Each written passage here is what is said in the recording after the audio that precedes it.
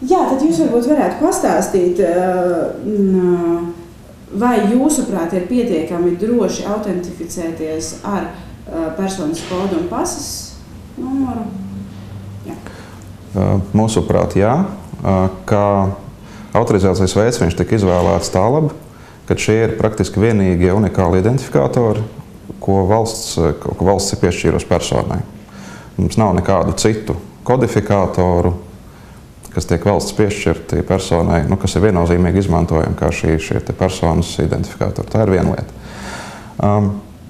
Tā otra lieta, ko mēs darām jau arī pašreiz, pilnīgi visas aizpildītās anketas, tiklīdz viņa ir pabeigta, viņa tiek ņemta ārā no sistēmas un vairs nebūs pieejama atkārtotai atvēršanai.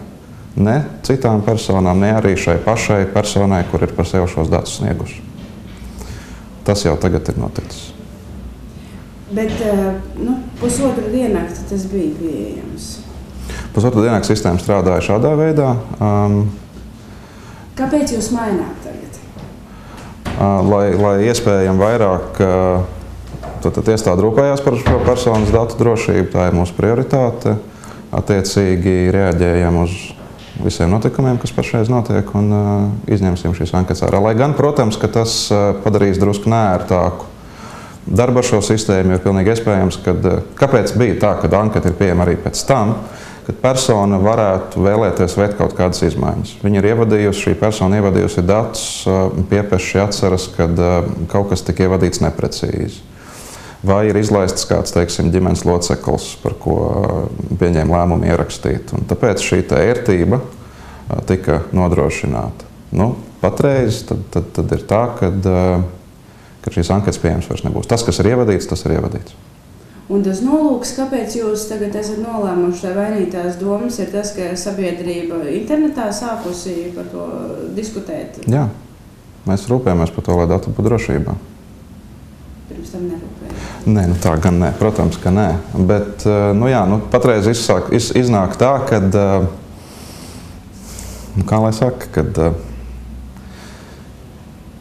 es pat nezinu, kā to noformulēt, kad sanāk, kad visur, kur ir šīs te pasu kopijas, tad sanāk tā, ka mums ir jārisina kaut kāda valsts problēma par šo vispārējo datu apstrādes principu, ievērošanu vai neievērošanu. Jo mēs kā iestāde nekādīgi nevaram ietekmēt to, ka šīs te pasu kopijas visur ir jādod, šie dati ir internetā dažādu iemeslu dēļ, kāpēc viņi tur ir nonākuši. Sanāk, ka mums ar tautas skaitīšanas sistēmu ir jārisina valstiska problēma, kas īsti nav tas īstais rīks, kā to darīt. Jā, te cilvēki ir bijuši arī cilvēks, kurš to ir rakstījis, viņš diezgan skarbi ir teicis, aicinājums tātad centrālās statistikas birojām izmest pasas numuru autentifikāciju parādīt mums, kurš tādu izgudroja.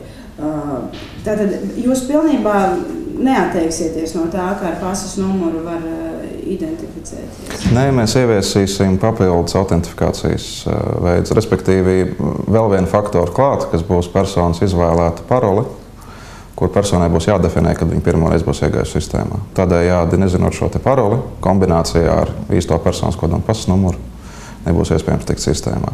Izmest mēs viņu īsti nevaram, jo tad mums atliek internetbanka autentifikācija un elektroniskais paraksts, kas tomēr būtiski sašaurina to personu loku, kura varētu ieiet sistēmā.